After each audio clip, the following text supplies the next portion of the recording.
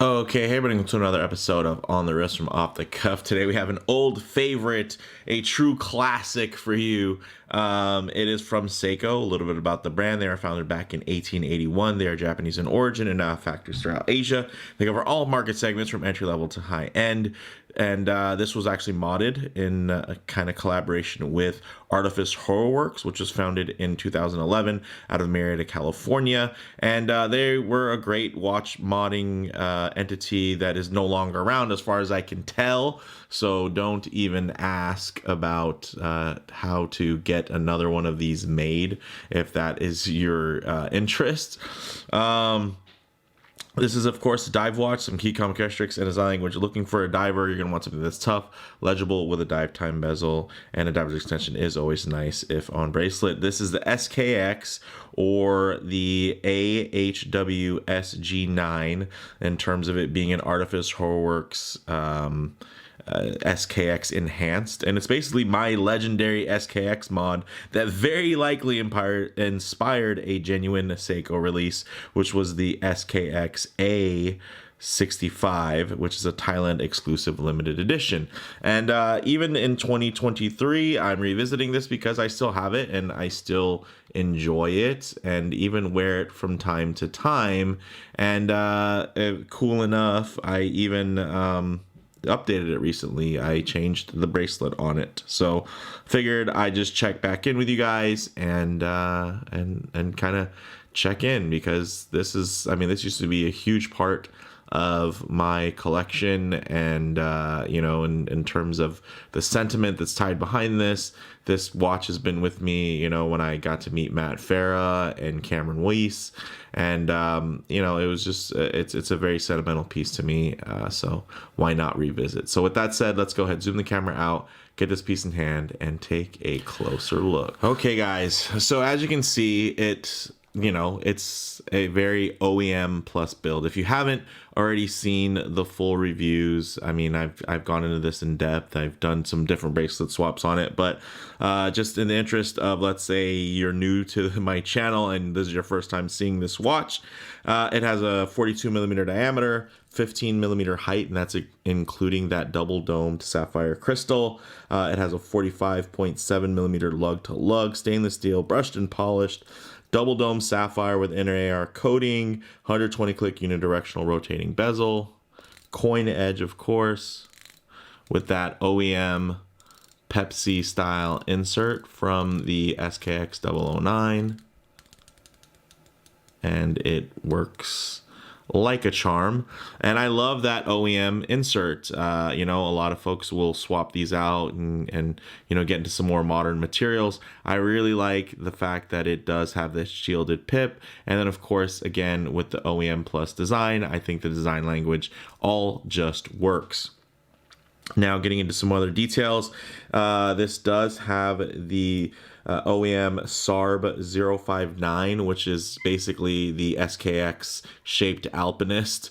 It does have that signed crown, which has been swapped out, and then also inside it has the Seiko Instruments NH36A, which is essentially an unbranded, or you know, Seiko Instruments branded 4R36A. So you're getting hacking and hand winding. The stock one had a 7S26, which didn't have those items. And then of course the case back is stamped, and then it's been re-etched with just some other updates in terms of, you know, what was done to the watch. So very fun there from Artifice. And the dial, if we get into that, this is the SRP 493 Stargate 2 dial. It does have these applied indices, of course, which is nicer than the original stock printed style. It has that sunburst sunray dial. The stock is matte. This does have a nice day-date complication at 3 o'clock, as you can see, nicely framed and bordered, I should say. The handset is polished and painted, and it's from the SNZ F17 Seiko 5 hour and minute hand, and then the stock SKX seconds hand. And then of course it's using Seiko's Lumabrite, and then this still is 200 meters of water resistance. It's not like I got rid of any of the seals or anything. anything. So it still meets all those ISO, tidbits and everything like that from terms of the water resistance. It has 22 millimeter lugs. On this particular one, I decided to not do drilled lugs. I do have another SKX enhanced, which is the 007, where I did do the drilled lugs. This one was meant to be kind of a more elegant Persage-like take on it. And the new bracelet that I swapped out is from the OEM. It's an OEM Seiko 5 bracelet, their SSK bracelet from the SKX style GMT watch. So that's a lot of fun. So 5-link Jubilee style, tapers down to about 17.7 millimeters, friction pin connectors. And you can see also it's using the OEM Marine Master 300 ratcheting divers clasp. So that's pretty cool. And then you also do have manual 4-position micro adjust as well. So very cool. And again, just completes that OEM plus look, which is a lot of fun. And it was kind of the whole theme of this was to make something that, Seiko could make. And would it be awesome if they ever put something out that was a closer match to this? Absolutely. Hey, while we're getting ahead of ourselves, let's put an 8L movement in there, a 6L movement. Why not? But it's, you don't really need all that. But I mean, this thing is really cool, and it's funny because I have now these SLA divers. I have Grand Seikos, and yeah, this still gives me a lot of joy to hold, to wear. So with that said, let's actually get it on wrist and see how it wears. Okay guys, as you can see on my 7.5-inch wrist, this wears really well. And I mean, that's what the SKX was really known for. Of course, if I get the watch too close to the camera, you're gonna get a bit of lens distortion. So I'll go ahead and keep my wrist nice and low and then just tighten up the shot here so you can get a detailed look while still getting a truer aspect ratio. I really love the way these two blues play off of each other there, and you're going to see more of that within the low light transition, but you can see it is not a really oversized watch, and it has a lot of those magic cushion case features that Seiko is really known for. I do like that visually that double dome sapphire adds so much depth, and you're getting great clarity even at very harsh angles.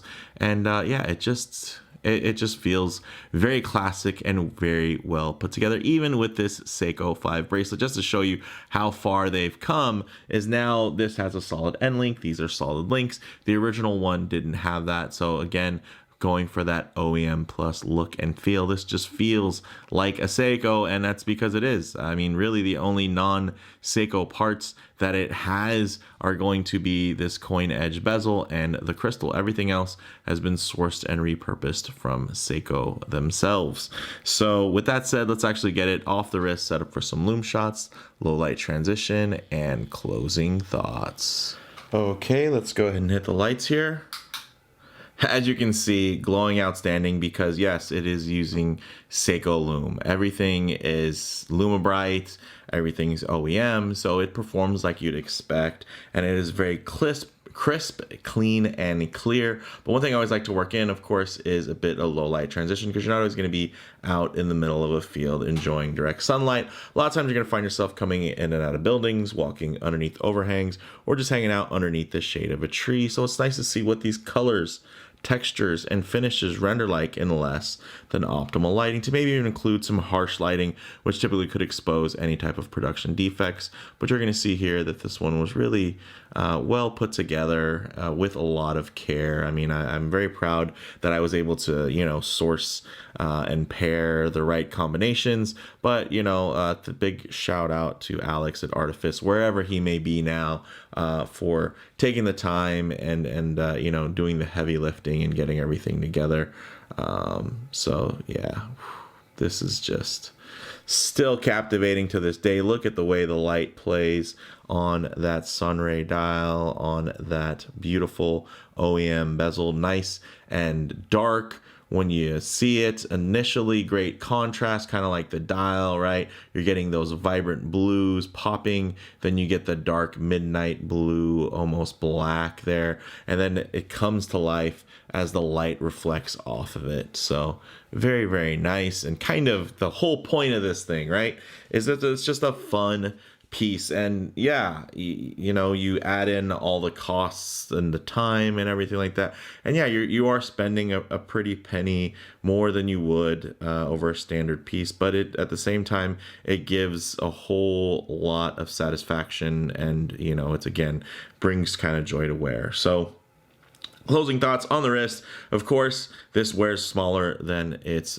you know, ultimate dimensions would have you believe. I'd say it's closer to a 40 or a 41, just with kind of based on the size of the dial and the bezel, the way everything flows. This wears a lot like my modern SPB 143, and then you know, really not applicable to talk about model variants or comparable models. So we'll just get to the bottom line, which is, yeah, this is my version of the perfect SKX009, and you know, I love that it's still looking good in 2023. So I was happy to revisit it with you guys, but let me know what you all think down in the comments below. You know, would you like to see Seiko reissue an average bros edition, you know, something like this out there, you know, maybe even get it back with a threaded crown and make a full-on diver with in a limited quantity? Would that be something you were up for? And if you were, how much would you bother and pester Seiko to make that happen? Let me know in the comments below. All right, thanks guys.